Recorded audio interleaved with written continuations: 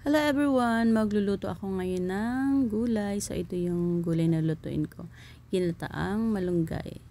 At syempre haluan ko yan ng alimasag. So ayan, tatlo lang ang binili ko kasi ang mahal ng kilo niya, 480. So yan, tatlo na yan, 190 na yan. Kaya tatlo lang binili ko. Okay na yan, malasa naman ito.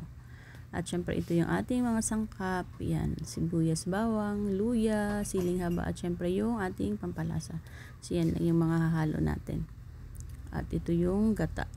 So ayan, ako talaga nagagata kapag nagluluto ako ng may gata. Buong niyog ang binibili ko, tapos ako ang nagagata para madaming gata. So ito nga, yan yung pangalawang gata, pero yan yung una natin lalagay.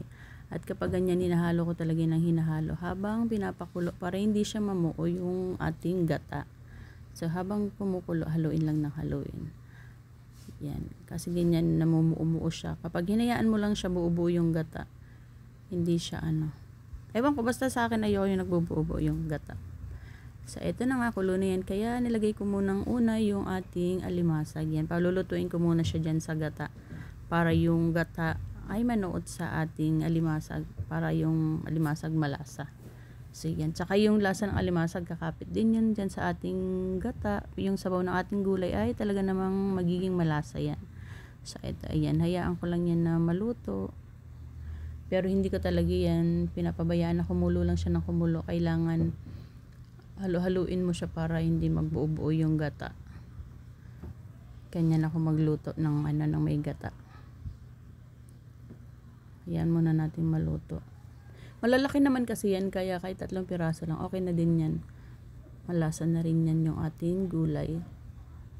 At ito, ayan, luto na yan. Matagal nang kumulo sa gata. Kaya nilagay ko na yung malunggay. Madaming malunggay yan. Mas marami pa rin yung aking gulay. So ayan, hayaan lang natin kumulo at mabawasan yung ating unang gata para bago natin lagay yung pangalawang gata. Dalawang gata kasi ang inano ko dyan. Isang niyog lang yan, pero dinalawa ko siyang gata para yung unang gata ilalagay ko sa panghuli. O diba? Nagets nyo ba yung sinasabi ko? So, ito na nga, konti na lang yung unang gata, kaya lalagay ko na yung, yan. Ano ba yung tawag dyan sa, sa Bicol, sa Tagalog. Sa Bicol kasi ang tawag namin yan, liputok. Yan yung unang gata. Nilalagay sa panghuli para yan, malapot. Yan yung malapot na gata. So, ito na nga, at kulo na yan, luto na rin yung ating alimasag. Kaya yung gulay, luto na rin yan. So, yung gata na lang ang papalutuin natin, yung huling gata. Liputok tawag namin yan sa Bicol.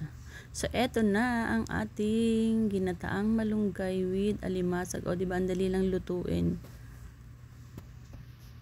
Pero malasang malasa, isahog ang ang alimasag.